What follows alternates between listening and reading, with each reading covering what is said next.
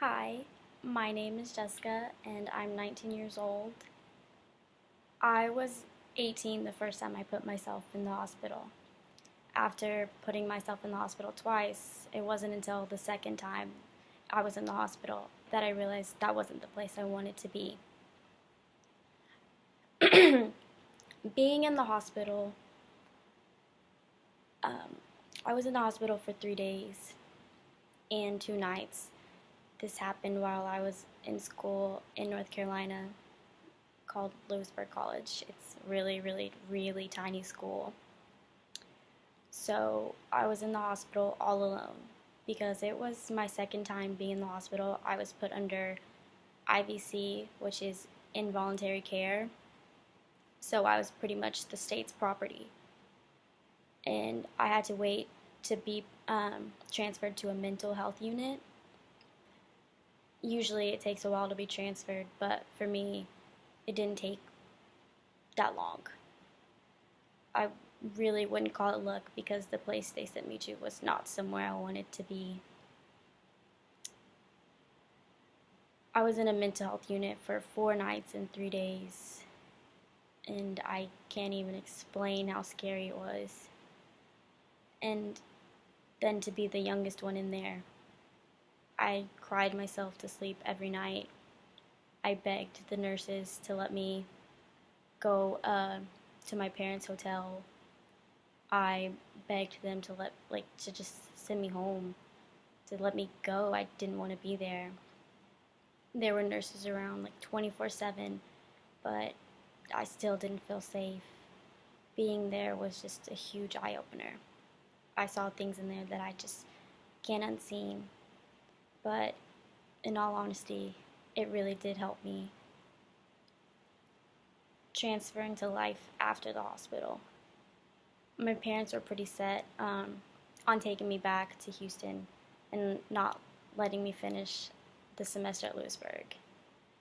During the 18-hour car ride back to Houston, I remember just kind of crying the entire way. I didn't realize after doing what I did, it would cause me to lose everything that I worked so hard for. And all the so-called friends I made at Lewisburg never replied to any of my texts. They just kind of cut me out of their lives. They talked about me on social media. The only people who did reply to my texts were my two friends, Emily and Erica, and my coach. And the boyfriend that I had at the time was just horrible to me.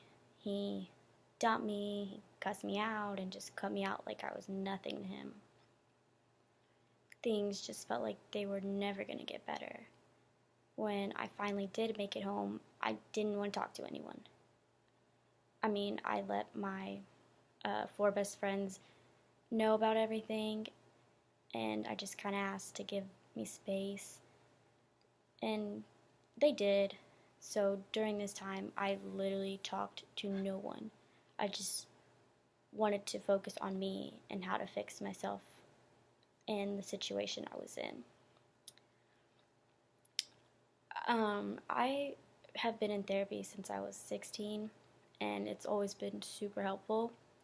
But my therapist, Miss Nancy, was kind of older, so she would tend to forget things, and I kind of have to speak a little louder, and just it got kind of frustrating. And then thankfully, I found my new therapist, Sarah Henry, who's a lot younger, and she's a great listener, and she's just so awesome. She helped me get to the place I wanted to be and helped me deal with things that I needed to deal with instead of running away from them, like I usually did. Finally, after 2 months of not being able to leave my house, I went to therapy, well, other than leaving for therapy in church. After therapy one day, I finally decided that I was ready to get up and leave, and ended up getting a job at a dog boarding place in Cyprus. And now here I am, 11 months clean from self-harm, and I'm in such a better place. It's been a crazy and hectic ride, but every second was worth it to get where I am today.